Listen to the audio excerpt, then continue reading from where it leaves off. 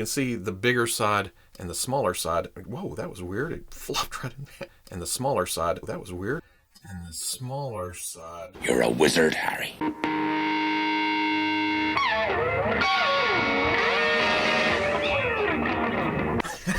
Maybe I am a wizard. Okay, people, welcome back to another Fwoosh Weekly. As always, I'm Robo, and oh, Friday. You always bring me the juiciest toy news. Woo! I thought I was in for a light week, and we'd zip right through this and then go about our lives, but oh no, Friday. You're a harsh mistress. If you're signed up for Hasbro Pulse emails, we even got that big ol' header of, it's payday! It doesn't even matter at this point. Yeah, I look at my online banking, money had went in, money went right back out, and it doesn't even register. The bank's just like, well, we're not even going to count that one. It just flew straight through. But I'm not going to complain. That's just more sweet, sweet plastic to fill that deep, dark hole right in the middle of my chest. Circling back for a minute to last week's Power Rangers reveals, I missed the pretty promotional shots of the Lightning Collection Andros. Now I know what you're thinking. Uncle Robo, you know nothing about Power Rangers. Why are you bringing it back up to embarrass yourself even further? It's because even when I don't know something, I like the look of it. I just like good looking toys, especially when I can use them for other purposes. The Jedi robe here looks way better than we initially thought from those initial promotional images and what's on the back of this box. There it was plain and lifeless. Here we get to see the seams and a little bit more bounce to it. Again, when it comes to $20 mass market toys, you're going to get $20 mass market robes. But still, it's not a bad effort. The character looks good with the helmet on underneath that hood, like they talked about during the live stream where you can't really see the face. They added this helmet, which may serve other purposes in my collection. But it all comes down to me wanting to say Astro Blaster again. That's what this whole setup was for, so I could say Astro Blaster. I'm so childish. But you like it. The Spiral Saber looks nifty, electrical effects, but again, Astro Blaster. Now, where was I? I got a lot of comments on the last weekly that I had missed the solicitation for the NECA and American Werewolf in London Ultimate Kessler Wolf. But remember, I record midday Friday, depending on all y'all companies wanting to put out new toy news that day. So this barely missed the deadline. We did talk about this on Monday Fwoosh Live, but this is the weekly, baby. We gotta bring it back around. And essentially, it's a kick-ass looking action figure. And really strip away the property. Forgive that somebody hadn't actually went and watched the movie yet, even though they said they were going to. Take all of that away, and you're still left with a ferocious, articulated werewolf figure that you can use anywhere you want. And yes, I'm still dancing around the fact that I said I was going to watch the movie based on how fantastic this figure looks, but I still haven't done it. I know. Wait, where's he at? Have I finally overcome my self-loathing and my self-doubt enough to just move on? Oh, of course. Did you miss me, bitch? Boo this man! Boo him! He never does what he says he's gonna do. He says it, and it comes out of his mouth, but oh no. The Ultimate Kessler Wolf is $35, should ship in November. That's not all NECA had to say this week, though. For Father's Day, there will be some first-to-market items, which means that some things will go to Target and Walmart first, and then after a short window, it'll be general release. General release.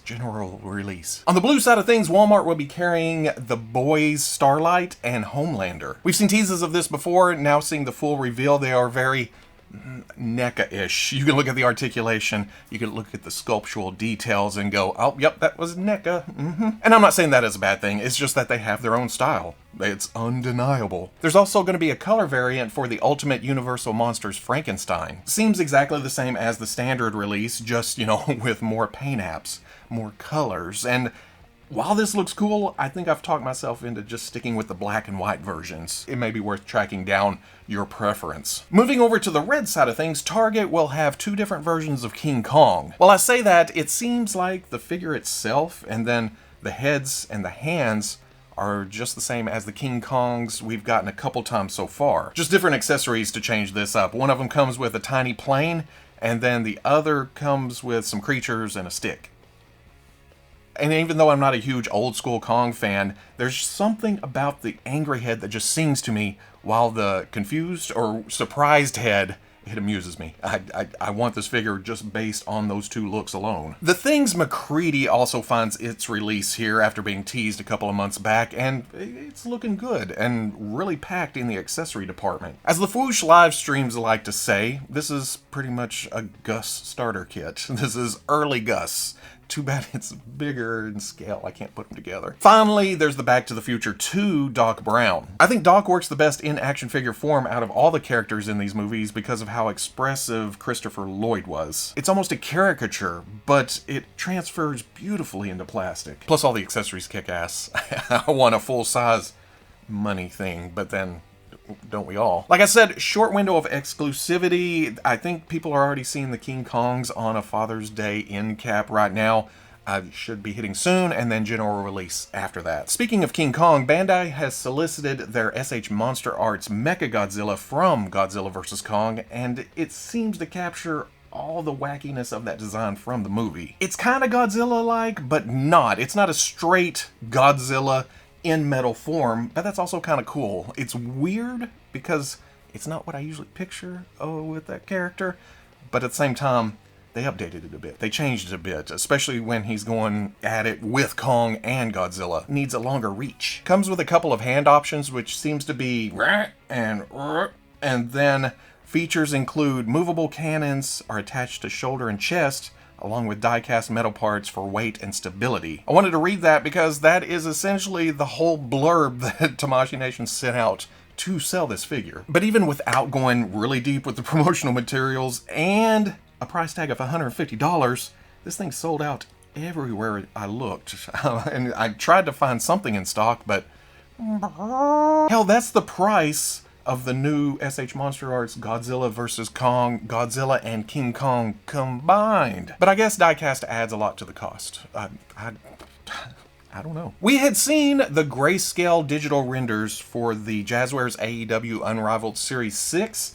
This week we got pretty promotional pictures in full color. Full prototype glory. And I say that because Ray Phoenix and Penta are looking spiffy in their gold gear. It's amazing. It's not even my favorite look for them, and this is super tempting just because the gold just pops. But then there's Sheeta, who may just be my favorite female figure of the line so far. Not that there's been a lot, but out of the few, this seems to be the best. The costume, the colors, the likeness, most of all, yeah, they nailed it. MJF gets his pinky ring, Jericho gets his belt. But besides Sheeta, Jake Hager is the only other wrestler to have a figure for the first time in this line. And I really like the look of this. It's just Jake, shorts, shoes, hoodie, but the overall feel of it, and I guess the likeness here too, it just looks like Jake Hager. The rare version of Jake has camo shorts and an inner circle shirt, and the chase version of Jericho has a shirt and then plain legs. Like I said, this is Series 6 of the AEW Unrivaled line, and throughout those 6 waves, there's been a lot of redos of main characters. And that can be kind of a double-edged sword. It's good to have your big dogs on the pegs all the time, but you also run the risk of hardcore collectors getting fatigued seeing the same characters over and over. Doesn't seem to be the case so far because it's hard enough to find these figures on the pegs.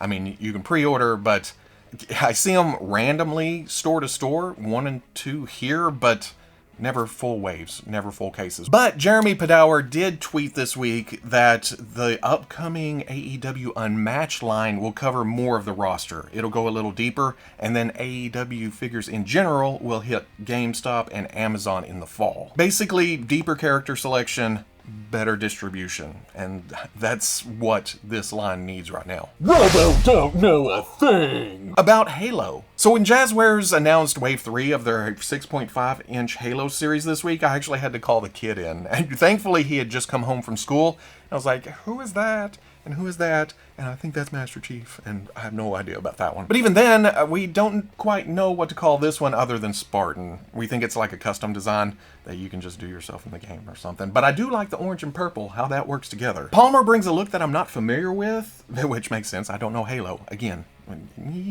But I think I may gravitate towards this design the most out of all these because it looks like a jacked up Star Wars tank driver, right? With the visor. Noble 6 is looking pretty cool though, with the gunmetal and the grays and the wear and tear dry brushing. I love some wear and tear. And to round off the wave, Master Chief. Again, it's a situation where you want that main character to be available to all collectors all the time, but that also means taking up a spot in the regular waves. He does seem to come with different gear though. I haven't really fine-tooth combed it, but he's coming with some kind of Just Cause hook and rope situation thing going on, whatever that is. No word on prices or release dates, just a preview of things to come. Then for the Jazwares Fortnite Legendary Series, that train seems to have some steam left. Preternia.com on Twitter is reporting that Oro and Raptor Glow, I love these figures, but I don't know a damn thing about Fortnite, that both of those have been found in a UK supermarket. That's not too surprising. We're used to this line not having any promotion whatsoever. They just show up in random places. Sometimes it's Target,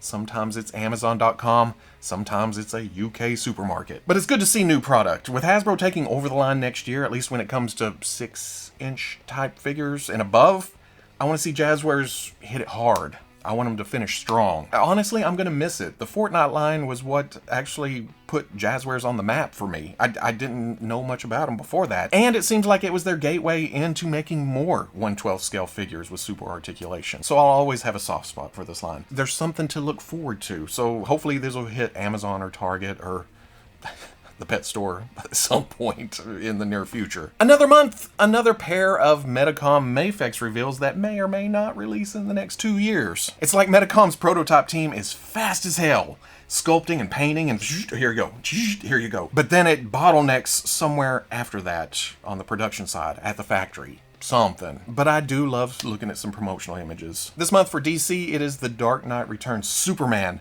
and oh, he's thick. If it's as good as the Hush version, or as good as the Dark Knight Returns Batman, this is going to be one hell of an action figure, and it's another Superman to add to the shelf. Or if you're not into this and waiting for more Hush figures, then woo, pass on by, because you know they're going to go back to Hush. At least I'm hoping they go back to Hush. So many characters to be made. Then for Marvel, it is the Jim Lee X-Men Jean Grey. Not my favorite costume. In fact, I think it's damn ugly. I mean, these colors, this setup, it's just, you don't want to stare directly at it. It kind of burns your retinas. But I can't deny its place in history, and it is an iconic look. Plus, with Medicom building up that Jim Lee team, even though they're flipping from one team to the other, kind of avoiding the bigger characters. I'm hoping for that someday in the future, but as long as they're making X-Men, I'm pretty happy. She seems to be using most of the same articulation that we just saw on the MAFEX Hush Catwoman, which is a good thing. That thing's fun. If this is the same, then this is bought. This is bought anyway. What am I trying to say? As I'm recording this, the full solicitations haven't actually come out. I'm guessing that they will hit at some point before I can get this posted to YouTube. So if that happens, we'll come back around. We'll definitely talk about these next week. Today was Hasbro's Transformers Fan First Friday, and they went straight to the Transformers Studio Series 86. Kicking it off with Slug. Slug? Slag? Slug. Is slag a slang term of some kind overseas that's not nice? That's what I've been told, so I guess we're going with Slug. But on my shelf, it'll be Slag. Now, we had seen leaked pictures of this a couple of weeks ago. We already knew it was going to be awesome, and yup, they verified it. It's pretty awesome. The colors are animation inspired, which skews a little away from the toy. I think on the toy, the horns were red, the head is black. That's the biggest differences, and I think that's how I remember it, but this looks cool too, and I'm guessing maybe a re-release down the road, a different color version, who knows. Either way, this looks good enough, and I like my Dinobots in dinosaur mode, so it doesn't make me a huge difference. Daniel without some kind of face or head looks odd, but what you gonna do? Maybe somebody will put out decals that we can put on there. Make it look like Daniel has a face. Next up was Sharkticon Gnaw, which is actually an army builder. You can call one Gnaw, buy 500 other ones, and just call them Sharkticon Army. I love the colors, I love the design, and even though my mind's eye image of a Sharkticon is in the shark creature whatever form, man, this robot mode being stout and chunky, it's so cute. Oh, It is so cute. The package art tries to make him look a little bit mean, but I'm gonna say it again. Looks cute. Then there's Wreck-Gar. So rough and tumble, so random with the TV dialogue. This was one of my favorites as a kid, but I have never had an action figure of Wreck-Gar or any Junkion. So that makes me even more excited here. His bike mode is big enough for other versions of himself if you buy multiples or several other Transformers. It's big enough for them to ride, which is a big plus because that happened in the movie. Plus laser nipples. All of that, plus Weird Al's Dare to Be Stupid. I'm all over this one. Then they finished off the stream with the reveal of the Transformers Shattered Glass Starscream. No. My brain doesn't accept this. There are certain things that cannot be changed. In reality, Starscream is a villain. This is Starscream trying to infiltrate an Autobot base by dressing up as Skyfire, even though it still just looks like Starscream in reds, blues, and bright white. Hello, fellow do-gooders. What's the plan for today? He does realize we know he's Starscream, right? Various prices all hit in August. But ooh, Hasbro Marvel Legends team, you cannot help yourselves, can you? It doesn't matter what day of the week it is. It doesn't matter what else is happening that day. You're gonna show some action figures. But that's okay. We still love you. For Marvel Monday, we were treated to Surtur, a 13-inch tall, burnt flesh fire monster of an action figure. And yeah, Surtur seems taller at the beginning of Ragnarok, but 13 inches is still impressive. It feels like one of those sizes that it'll be noticeable on the shelf, but still won't take up a huge amount of room. It's a nice compromise. Ron posted a picture of Surtur in the box next to Firestar in the box, and yeah, you're going to be able to pick this out of a crowd whenever you have them all standing together. Plus, it just looks badass. Look at the close-up of this mouth. I don't know why I'm so impressed with this, but it almost looks like they took a scan of an actual person's mouth and then translated that into red translucent plastic. Add in the extra hands and the 10-inch sword, and you have an interesting addition to your MCU shelf, or your comic shelf if you're not a stickler for those comic details. I know, it's missing the black mask covering the crotch and then the tail, but it's still a nice looking Surtur. And then today, doesn't matter that it's Transformers Fan First Friday, they're going to slip more Marvel goodness in. The rumored Obadiah Stane and Ironmonger 2-pack is now a reality, and it looks amazing. Strong, tough as nails, sleek and sexy, and really, the Ironmonger isn't half bad either. Oh, I know you're thinking it, but listen, not all bald, bearded guys look the same. That looks nothing like me. Shut up. But seriously though, the Ironmonger is an impressive size. It feels like, and again, it may not be as big as it was in the movie. It doesn't look like you could take that Stane figure and shove it into this armor, but it still is impressive. But that size and then all the extra goodies may account for the lack of paint on the body. And it's not bad by any means, but I'd like to see some wear and some tear, because again, I'm a fan of that kind of thing. But some panel lining, some dirtiness, some shininess in places. Ooh, yeah. Is it weird that I'm actually excited about weathering this thing? But that's just me. I know not all collectors get into the painting thing, but me being sloppy and just throwing stuff at it and then it coming out, yeah, that's what I like. But there's also alternate hands, clip-on rocket, stolen arc reactor and suitcase, and then some effects. I especially like the ejecting shells. But that's not all. In order to assert their dominance, and before I go any further, I'm just joking about all that. I know all the Hasbro teams support each other. They all get along. That's just me making light of a situation. I guess to distract myself from how much money I'm spending every damn Friday. But there was also the Walmart exclusive Marvel Legends Infinity War Captain America. This is another case of the first release not being completely accurate because of the timeline involved of getting an action figure out as the hype of the movie is happening. This is an opportunity to swing back around, get all those details closer, make a better looking action figure. The Steve likeness still isn't 100%, but like I always say, Chris Evans seems to have one of those faces. The torso and legs seem to be reused with new arms. You can see the more accurate forearms, and then they updated the bicep swivel, which is a beautiful thing. It's not that straight cut from the first release.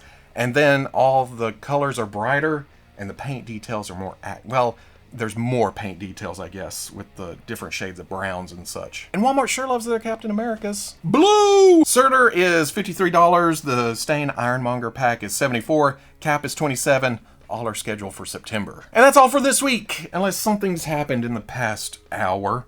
but if it did, we'll swing back around next week, either Monday on Monday Fwoosh Live, or next weekend during the weekly. If you'd like to see any of these pictures up close without me all, but prime, I'll be posting all of that, plus links to pre-orders, more information on the Fwoosh front page Saturday at noon. But if you can't wait that long, links are in the description. And I know some of you get annoyed whenever I say, oh, well, this person just has that kind of face that is hard to translate into plastic form. Some may go with the conspiracy theory that they're doing it on purpose so they can keep giving us those main characters, but it's always the same characters, right? Which I guess would translate into the major players, like Mark Hamill as Luke, Harrison Ford, Han Solo.